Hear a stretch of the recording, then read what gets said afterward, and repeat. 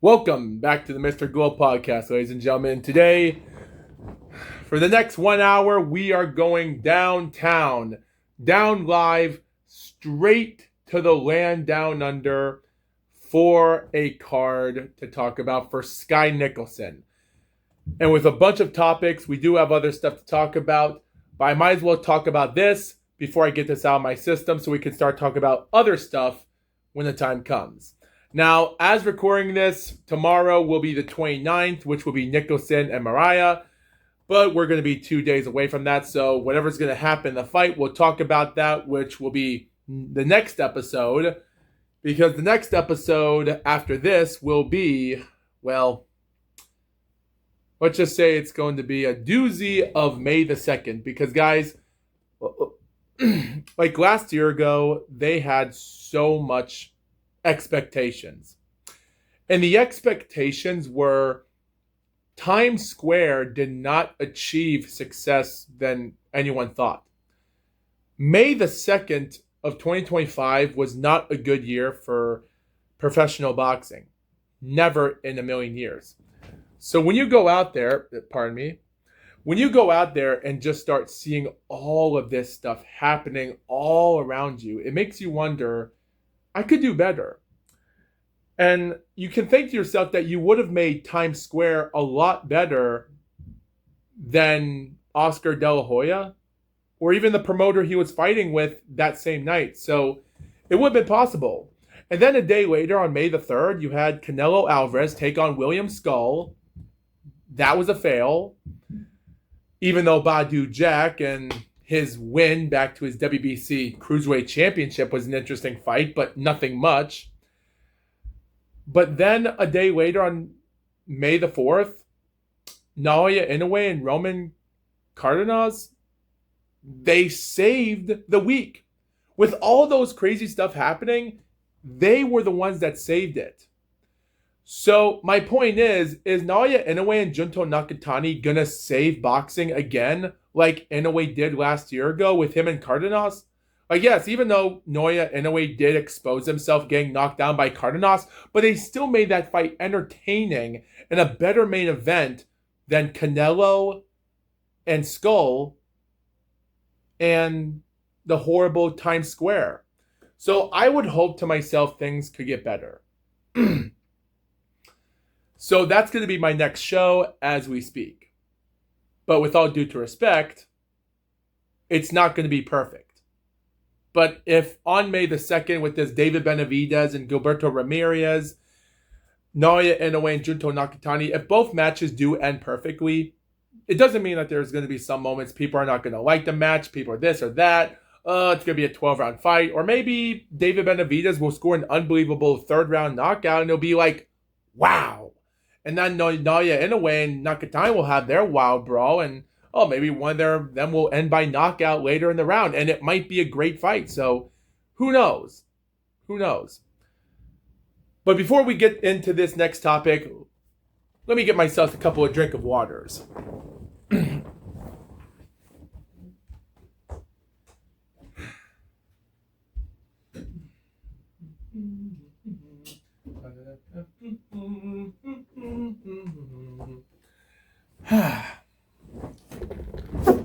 Sorry. Just move this out of the way. Perfect.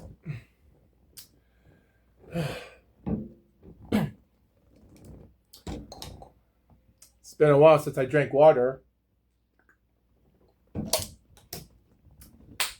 Okay. So let's get down to business. So as we're recording this, let's talk about the story about Sky Nicholson. Now, everyone out here, Sky Nicholson is not a terrible fighter. I could say she still might retire undefeated. She still would have been an undefeated fighter if it wasn't for Tiara Brown from America, a woman that was just taking on nobodies. It was mostly a cherry pick fight. It wasn't much of a fight to talk about, and Tiara Brown was past her prime, and even though she fought in Sky's backyard in the land down under, and surprisingly not, and by the way, the judges, even though Tiara Brown went to her backyard of Australia, the judges of the fight were a Singapore fighter or a born Singapore judge from Australia named Phil Austin, Robert Bridges, a Philippine fighter living in the USA, and a guy named Nobuto Ikehara from Japan. Ikehara was the only person that favored Sky Nicholson to win that fight, while Robert Bridges, he didn't. And Phil Austin, living in Australia, he favored for Tiara, 96 to 94. Just like the Japanese judge as well, only the other. And 97 to 93 by the American judge, giving it for Tiara. So seeing an Australian judge favor their non-combative does question that. So I do question that, interestingly. But it just goes to show you that Tiara never became the same again. Like, yes, she has won a few fights after that loss. She came in. But again, has her career been suffered ever since? If she does win this fight against Mariah Turner in Melbourne, it's not going to be a failure. But yet again, if she does get this opportunity to... because she's ranked number 2 in the super bantamweight. She wins this fight. She might take on undisputed champion Ellie Scottney. And if she does, that might bring in the money and she might get that opportunity. Depending where the fight's going to take place, Jake Paul could actually schedule something against these two. And that would be a great dream fight. And Sky Nicholson might get her opportunity. The thing is, there's a lot of people out there that don't know much about Sky Nicholson. But I do. And all I know is, at least she scored some knockouts in her boxing career. At least she scored knockouts more than Ellie Scottney, because Ellie Scottney is undefeated with all wins by decision. Sky only had one knockout in her career when she lost against Tiara Brown. And then after that, she managed to score a couple to go with 3 knockout wins out of 15. So, and that's the same thing as Trinurka Johnson. She has a record of 8 wins of knockout wins in her career. So who knows? And by the way, as for Mayela Flores only had 4 knockouts in her boxing career, so no go there. Yamilia Marsado only had 5 knockouts in her 28 pro fight with 24 wins, so dang, wow. Nazareno Romero, the woman that lost against Mayeli last May, she had 8 knockouts. Crazy. And she's not going to fight, so she's going to be out of the rankings in about next week, so... That's great. So actually, all I could say about this entire formality here is whatever's going to happen, it's going to happen. So with all this being said, I think there's only one obligation here I do have to point out for Sky Nicholson. Sky Nicholson is not a bum fighter. She can go the distance, but there's a lot of females out there that could, and they could bring out some even competition if they want to.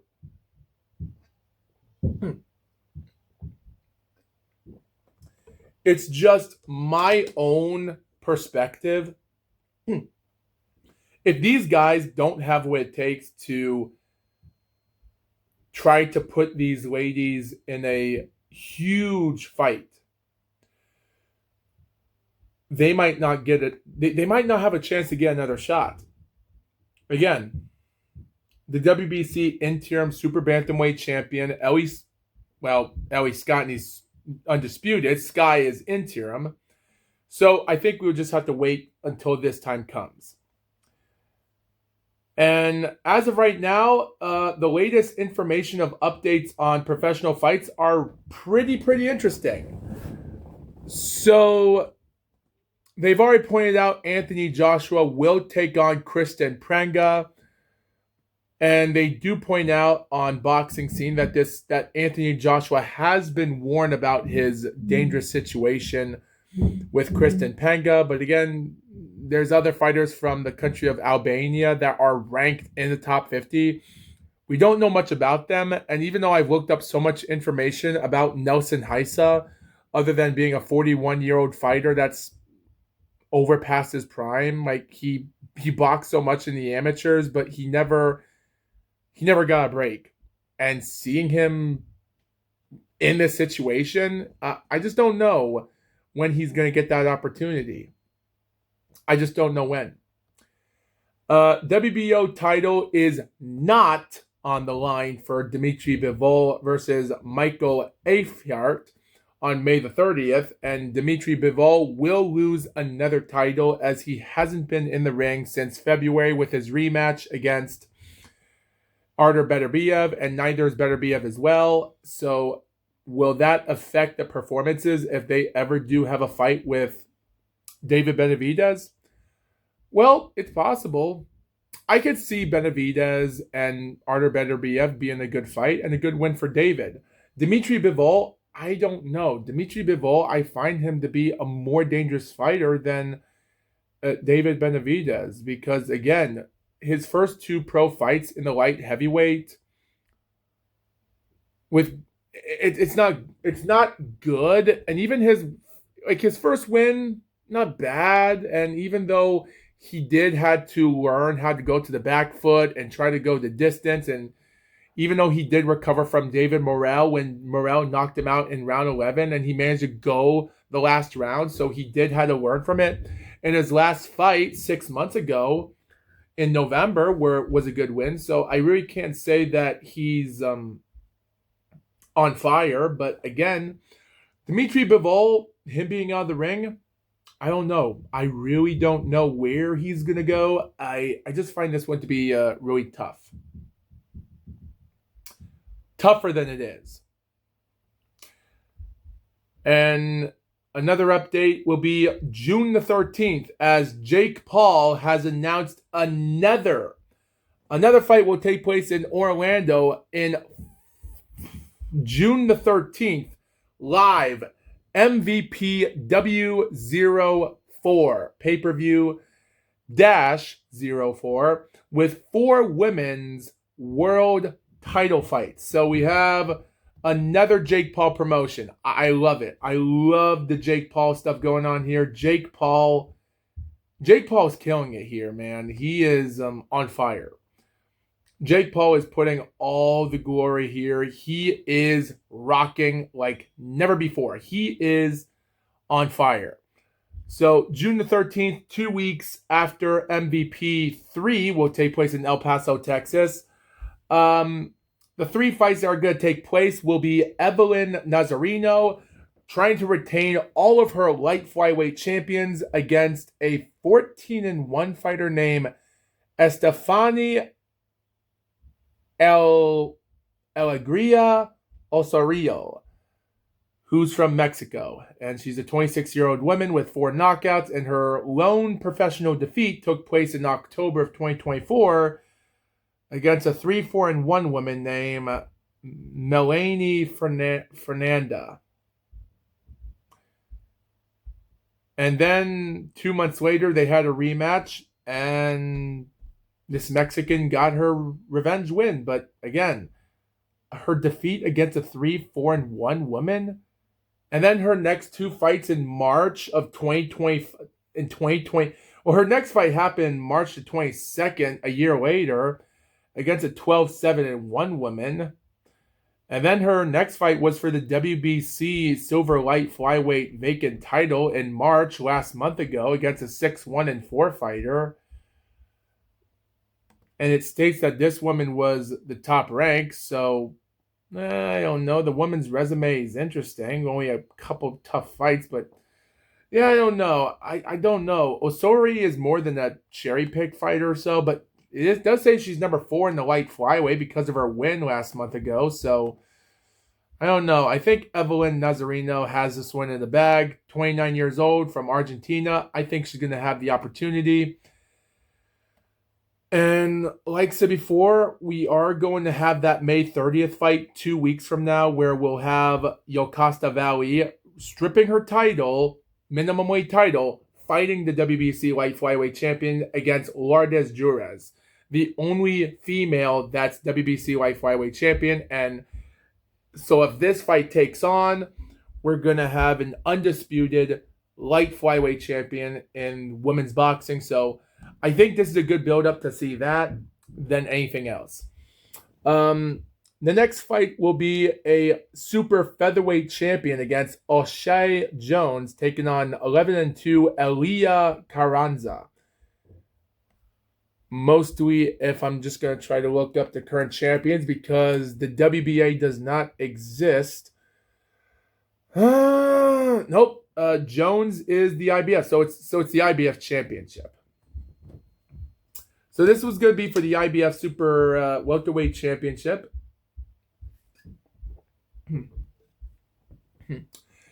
And then the last fight will be 20-0 Tiara Brown, WBC Featherweight Champion, taking on an 8-0-1 fighter named Hannah Noel Rapp from Texas.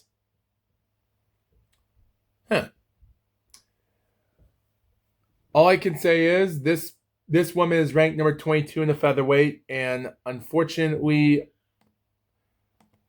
if I can just find some star power here, yeah, I don't know. Like, her third professional fight was against a 1-0 fighter. She took on a 5-1-1 fighter 4 months later for the vacant NABF featherweight, managed to win. Then she scored a split decision draw in her title defense months later against a 6-3 fighter, and that woman's last 3 fights were defeats, so that's a bummer. And then it took her just months to just take on some nobody fights to score out easy, quick knockout wins, and her next fight was tough enough in October against a 5-0 fighter, which she dominated all 6 rounds. And then 2 months later, 2 months ago, last February this year, she took on a 4-0-1 fighter, scored a 3rd-round knockout. So, I don't know. Technically, Hannah has defeated some undefeated fighters, so it would be interesting. I think it's going to be an interesting fight because Tiara is tough enough.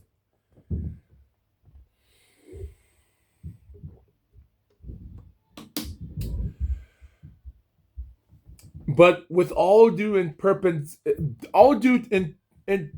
respect, I don't know. I don't know about this card. Like, the light flyweight, super welterweight, interesting. This featherweight fight is just a cherry pick fight. Again, Tiara Brown, she's 20-0.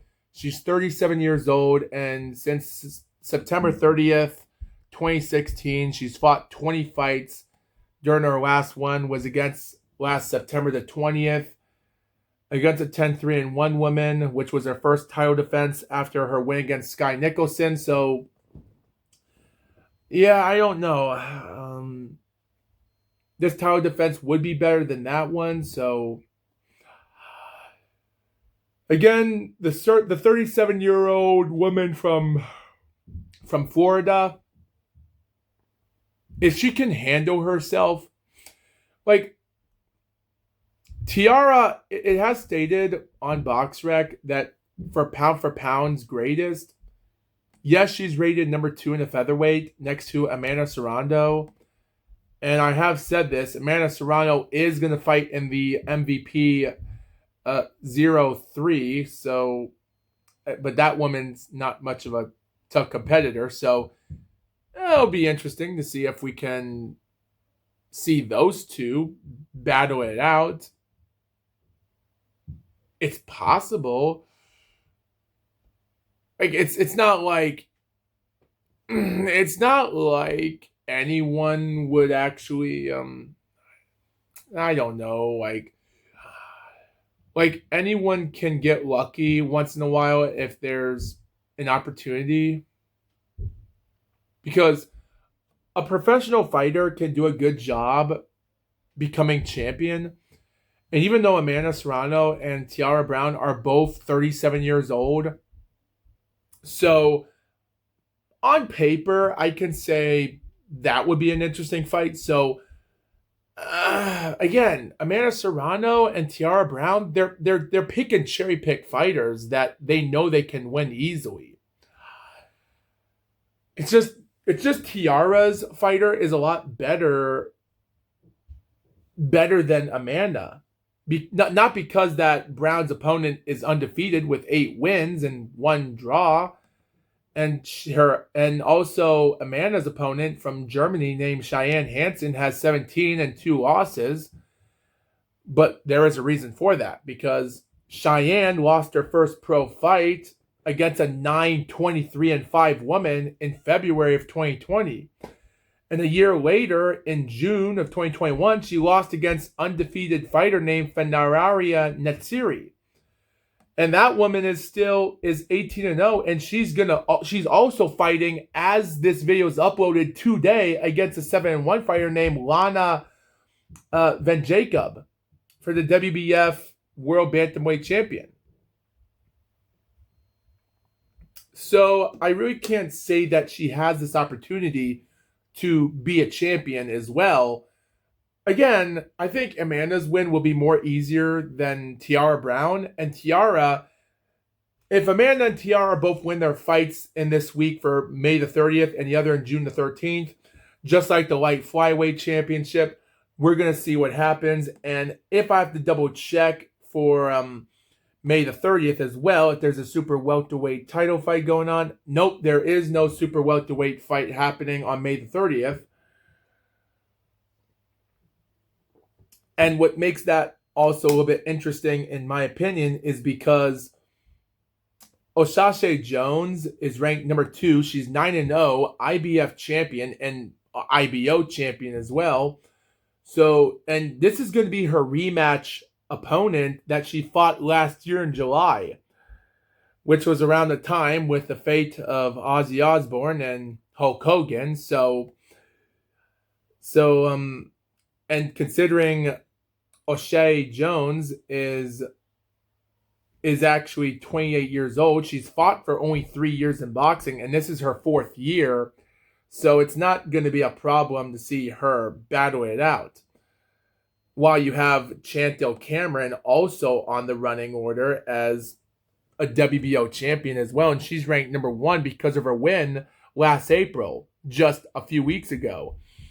And Michaela Mayer is WBA and WBC champion in super welterweight, but she went back down to be in the welterweight, while Lauren Price is still holding all the other belts except the WBO for Michaela Mayer. So that's going to be a doozy of a fight. But I don't care about those undisputed fights. I'm more interested in the lower classes of undisputed, just like men's boxing. And because Bam Rodriguez decided to throw it away, because thanks to Will DeBaldo having an illness and no one gave the belt on to Kenshiro Taraji, that should have been honor for him, and they would have had the opportunity to have him and Bam Rodriguez fight for undisputed, and now that's down the toilet. So yeah, I don't know. I'm really out of it.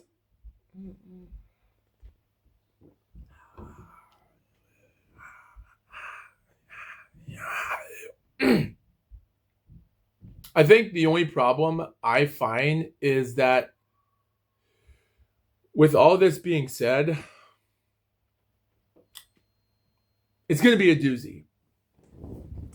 Because, keep this in mind, I have said this before, I don't like repeating myself, but again, when it comes to undisputed, I can't help myself. Because like I said before, the undisputed only has super flyweight, light flyweight, and minimum weight, not undisputed in men's boxing. Female boxing, on the other hand, is different. Similarities, but mostly similar. They all have their undisputeds in the high, except light heavyweight. Super flyweight and light flyweight, same thing.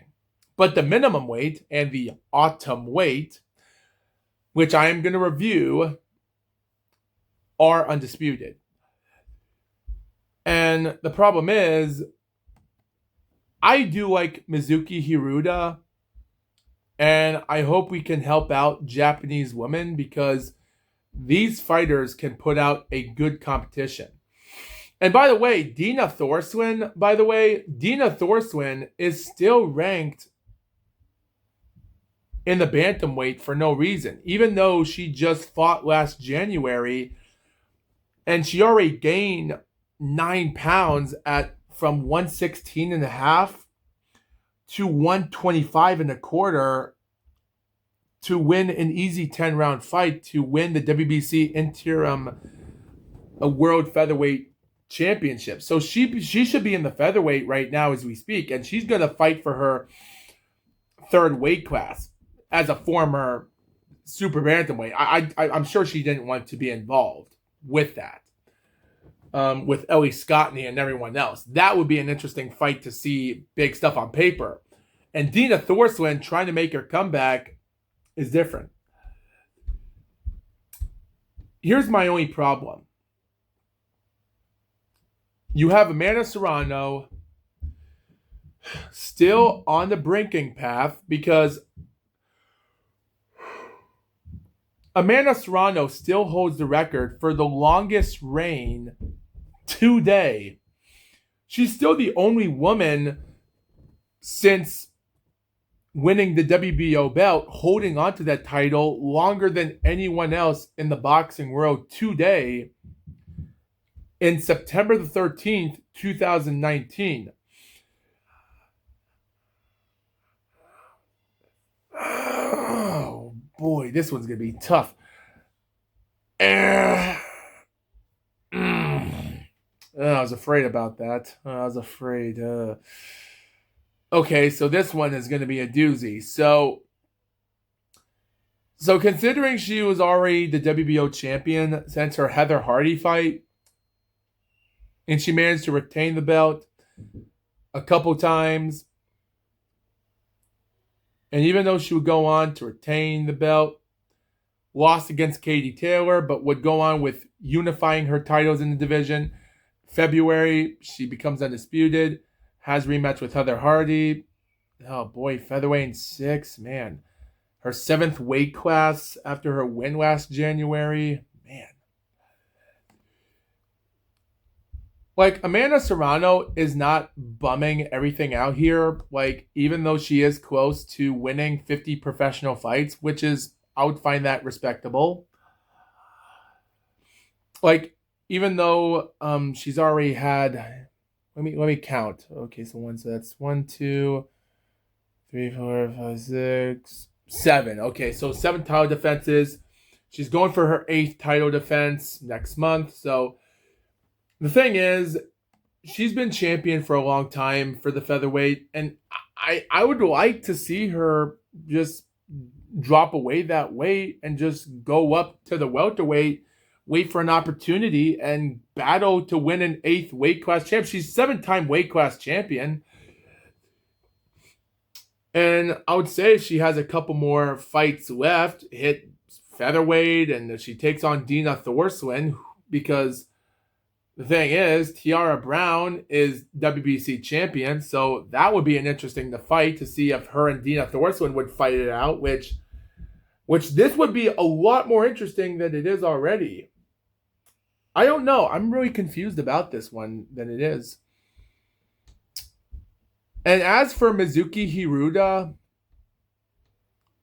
WBO, Ring Magazine, Super Flyweight, we're trying to find opportunities when these females in the Super Flyweight are still going to get their stuff in. I'm still trying to push the boundaries every single moment. Irma Garcia still has the championship belt.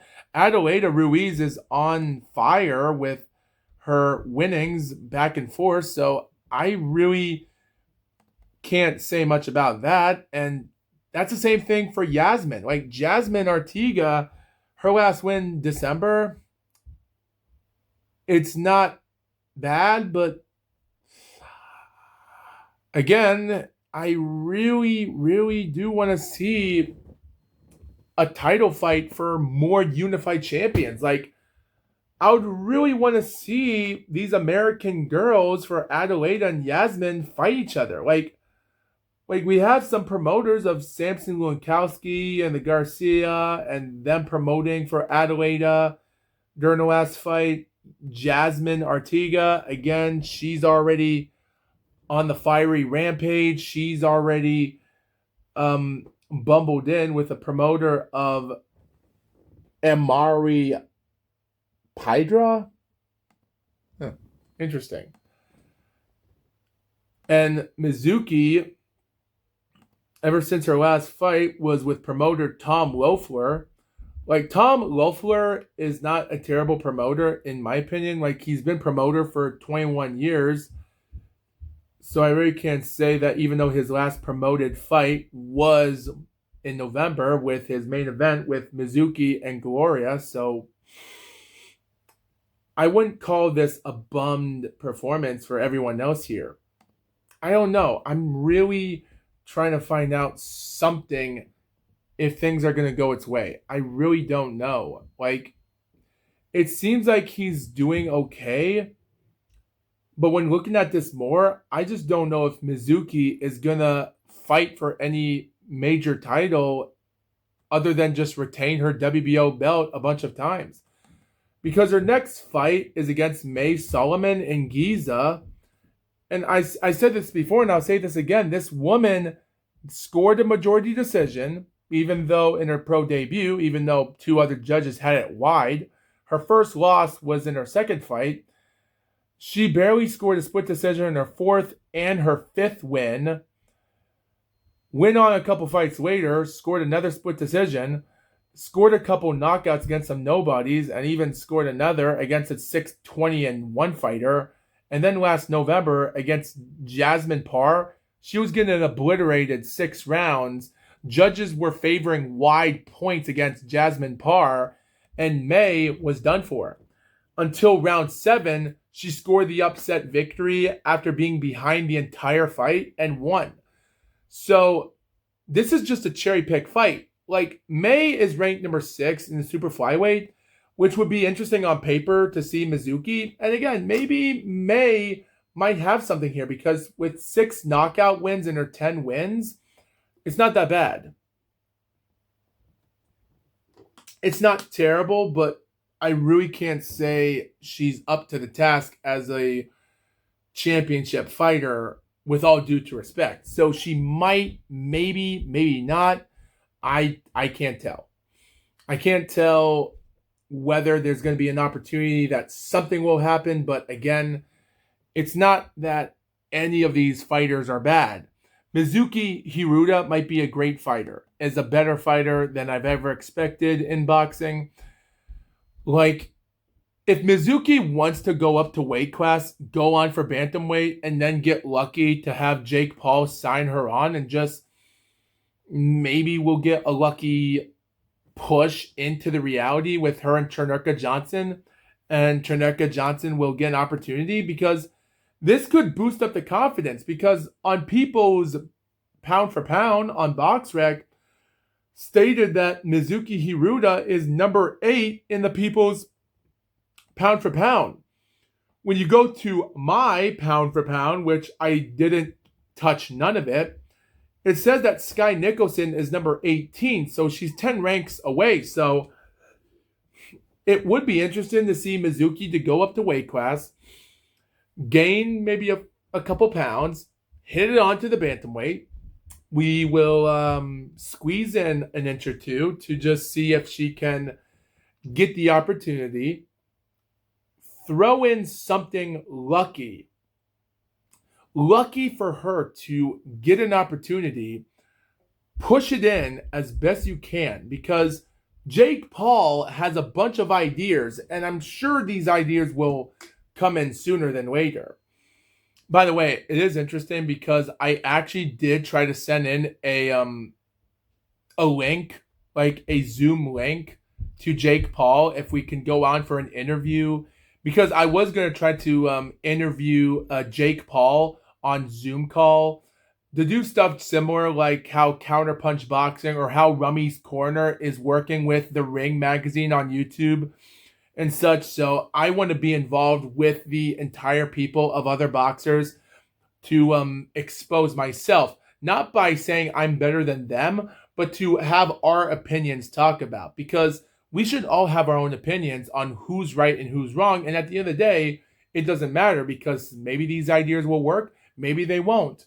So I don't think it's going to be a problem if this happens. So I'm sure that something will come arise depending if anyone has a point. So I have been trying to contact Jake Paul or even Logan Paul for the last 2 weeks, but there has been no answer since. So it is going to be interesting for reasons if there's any chances that something will come in the future. I've also been trying to contact Counterpunch Boxing, but I guess maybe they haven't come in on my GLOAT. So, but again, we'll see what happens. I haven't contacted him on this new channel yet, so maybe I should do that instead.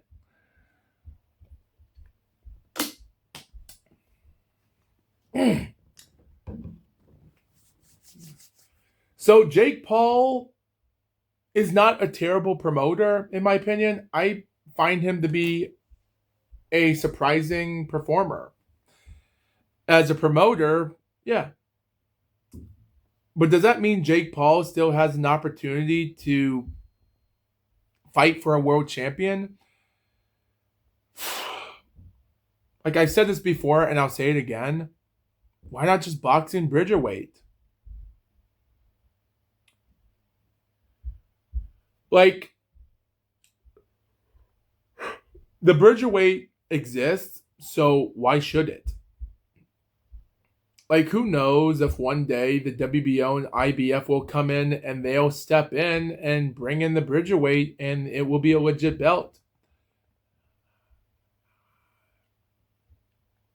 Because I do believe the Bridgerweight division is this close. The Bridgerweight is this close because if the Bridgerweight does get another belt organization this year, whether it's IBF or WBO, don't think nothing is going to change. I think it's gonna grow. Like, I hate it when we have more weight classes, but my advice to Jake Paul is boxing Bridgerweight. Find a lucky opponent, call out Kevin Lorana, and see what we can do from there. Because I would find that to be a moneymaker there. And the Bridgerweight might bring in a few interesting dough right there once in a while. So, depending if there's any people on paper, because it would be interesting to see an African boxer. And like if Kevin Lorana doesn't want to be involved with it anymore, and he's like, if Kevin Lorana is going to vacate his WBC Bridgerweight title, then be it. Because he's already in the heavyweight. He's boxing another fighter just this recently, so we'll see what happens then.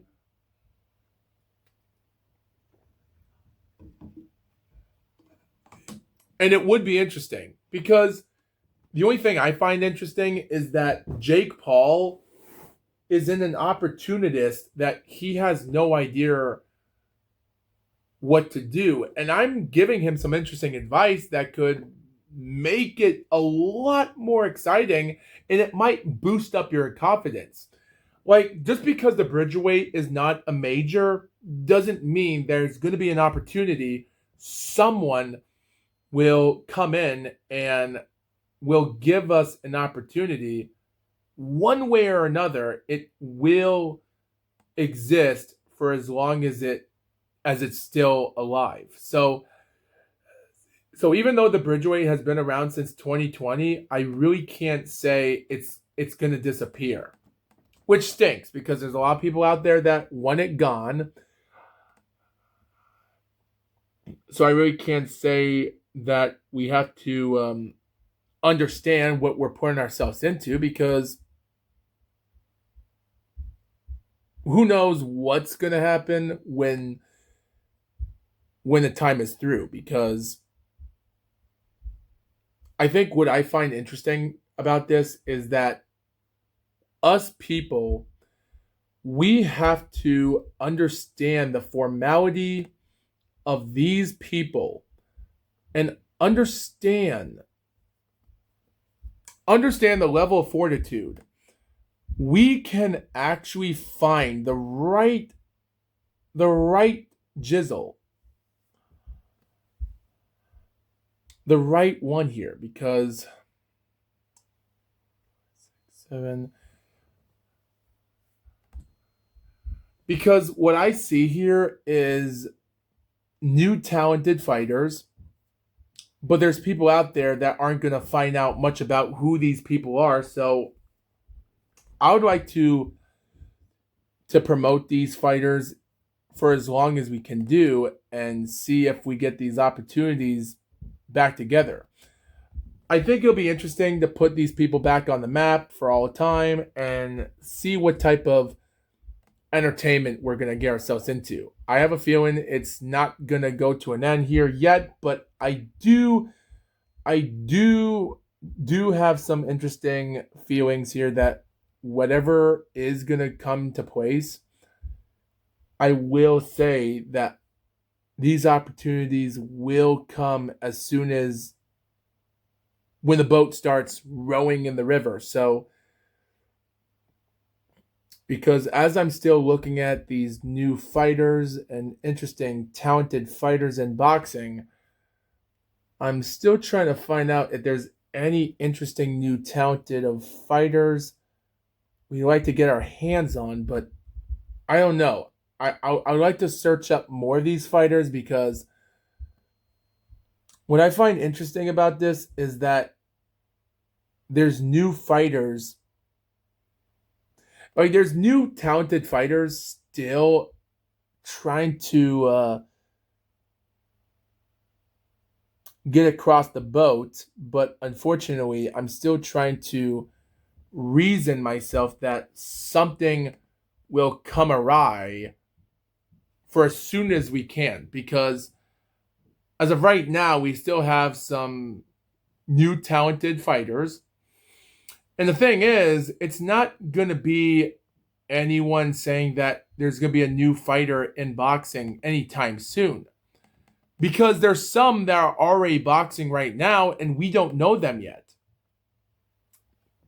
Just like how maybe some of us didn't know who Naoya Inoue was before he won his first major belt.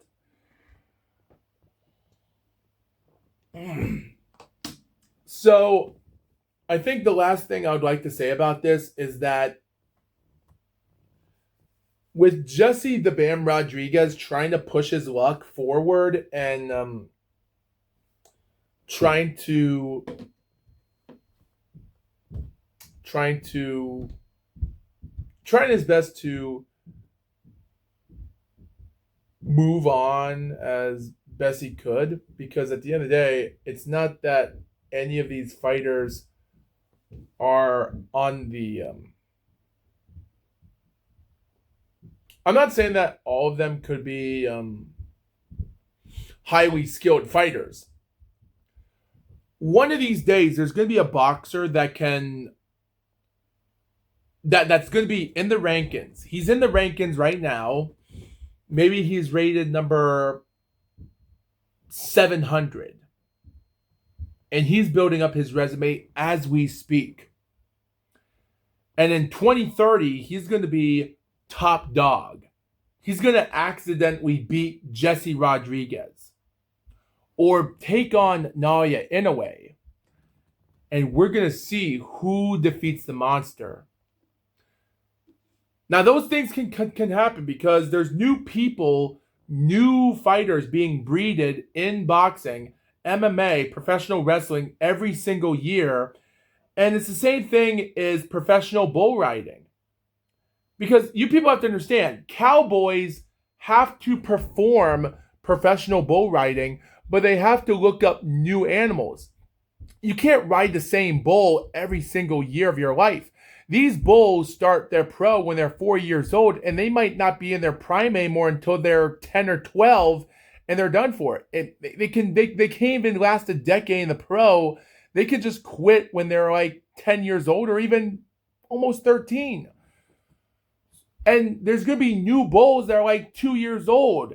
Like, how many people ever saw Bodacious before he was with the new owner? Not the owner that made him in the PBA, the PBR. It's not PBA. Because guys, I know there's people out there that are not fans of professional bull riding and they don't know the information about Bodacious.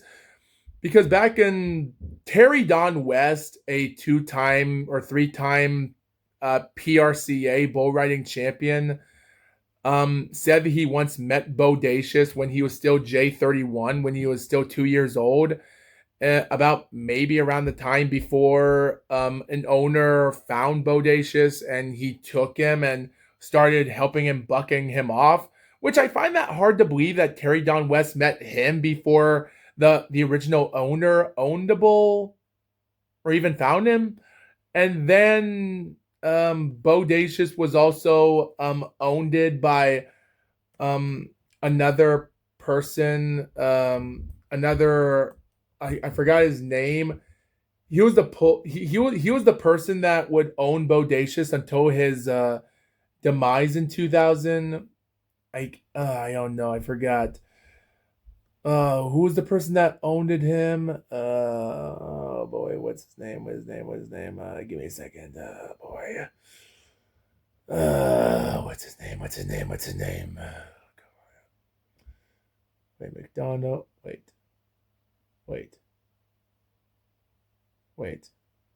I was thinking, Summer brought 3-year-old, skinny 3-year-old Bodacious, Oklahoma. Yep, results at first. The bull could jump high but couldn't seem to figure out the point. The first 3 riders easily rode until the whistle on him, and I'm thinking, dude, you're going to have to step up your game to plan on you're going to be going to McDonald's. Summer said, yeah. Summer was the original. I forgot the guy's Summer real name.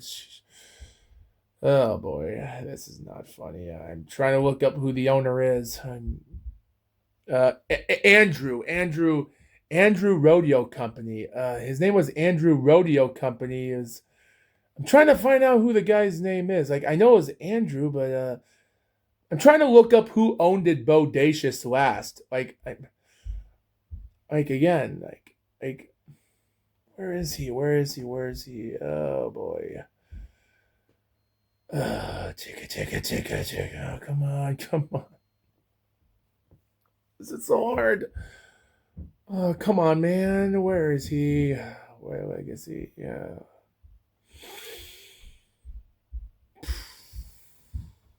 Oh my god. I can't find the person's name. Oh my gosh.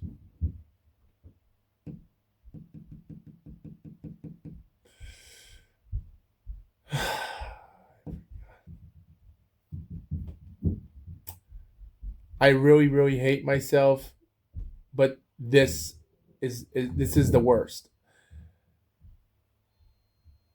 Why? Okay, I can't find the name, but originally Bodacious was brought by a guy named Phil Sumner, and he was the one that helped on Bodacious when he was still J31 and helped him on by 91. But then in 92, another guy, stock owner, found him again. He was Andrew, but I don't know his last name. And his wife was the one that came up with the name Bodacious. There was actually a restaurant around Texas or Oklahoma or something around the time that read a sign called Bodacious, so, which is interesting enough. But again, it's not that you can't ride a bull or even buck off anyone else. I don't even know how I got to this subject. I don't even know. Oh yeah, I know why. So Terry Don West, I don't know. So Terry Don West met Bodacious before Phil Sumner? I I don't know. I find that hard to believe. Like, I guess there's a lot of rodeo bull riders today that go to fairs and other stockholders to look at bulls that they have to pay attention to when they start getting younger and more older by the moment, and they are going to be in the PBR one day. They're more dangerous. So, my point is, their bulls are like us humans as well. Humans are going to start learning the basis, and if they're not going to do it, you might as well throw them in a Burger King joint, flipping burgers, or even being 7-Eleven truck stop main event wannabes. A bunch of truck drivers in 7-Eleven. Because it's true. Or even be a taxi driver. Like, because there's a lot of people out there that are journeymen and jobbers, and all they're doing is becoming taxi drivers, and bulls that don't buck on, there'll be nothing. There are a lot of other people that do steer cattle, that do bulls, but again, nothing pro. But my point is, there's a lot of things out there that we can try to learn from, that being a professional boxer is no different than a bullfighter. But the only thing you have to understand is how many more years do you have left for experience when you don't got it anymore? Because at this moment, Naoya Inoue is already coming down to the wire. That doesn't mean that the older you are, the wiser you can get. You still have that level of it. So it doesn't mean that it's the end of the world. And that's the same thing for Junto Nakatani and Jesse the Bam Rodriguez. Like, it'll be interesting to see those two box each other, and then we'll see what happens. But again, if it's true that EV Boxing believes that Junto Nakatani might not do a good job boxing against any great fighter, and he could, because he almost did lose against Sebastian Hernandez, and Bam Rodriguez and Naoya Inoue, he did put them in the will retire undefeated tier. But again, Jesse Rodriguez has to be careful, because it's not that the weight class could be a problem. It's, don't push yourself too close into the light. He's already fighting in the bantamweight, so don't push it. And that's what I'm afraid of. He has those opportunities to be careful. I'm just afraid that I don't think he knows what he's doing. I'm afraid that Jesse Rodriguez is pushing his way into boxing a little too sudden. Now, he could I have a feeling he is going to win against Andrew, which is next fight.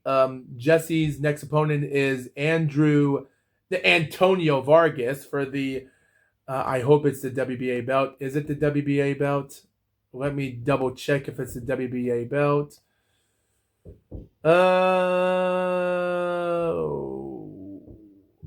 No, there is no WBA belt. Wait a minute.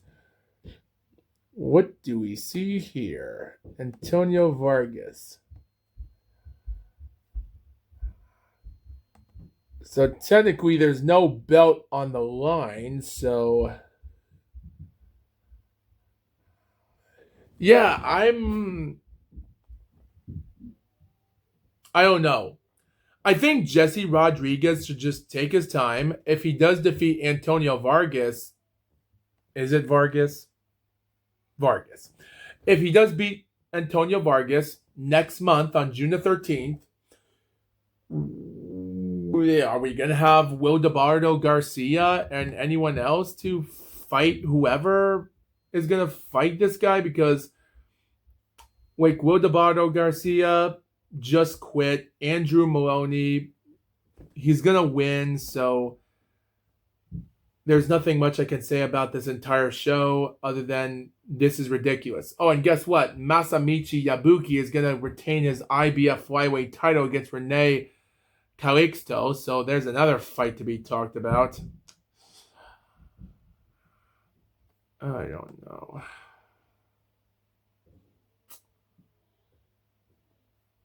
I'm just very confused right now of what I'm watching here. I'm I'm really not looking forward to any of these fights as much. Like, I don't mind if they. Guys, I don't mind if Andrew Maloney is going to defeat Will DeBardo Garcia. And if Bam Rodriguez does defeat, if he does win, depending on how he'll win.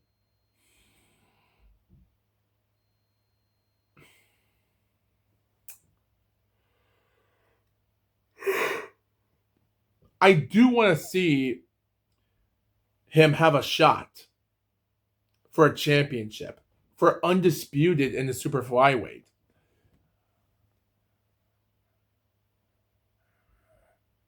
Because the only thing I want to find is that there's going to be a lot of problems here. And guys, we only have a few minutes left of this podcast, so I'm already done talking about this. But the only thing I want to say is this.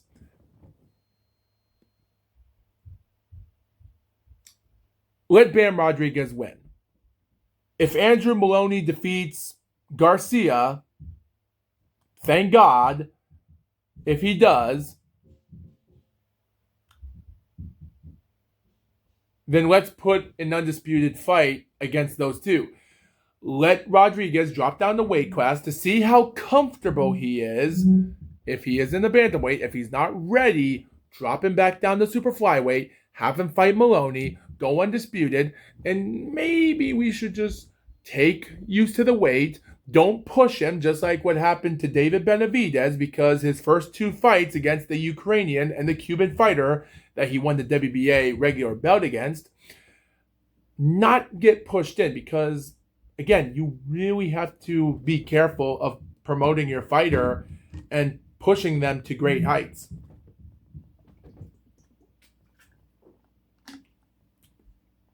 So that's all I have to say about this, and that's about it.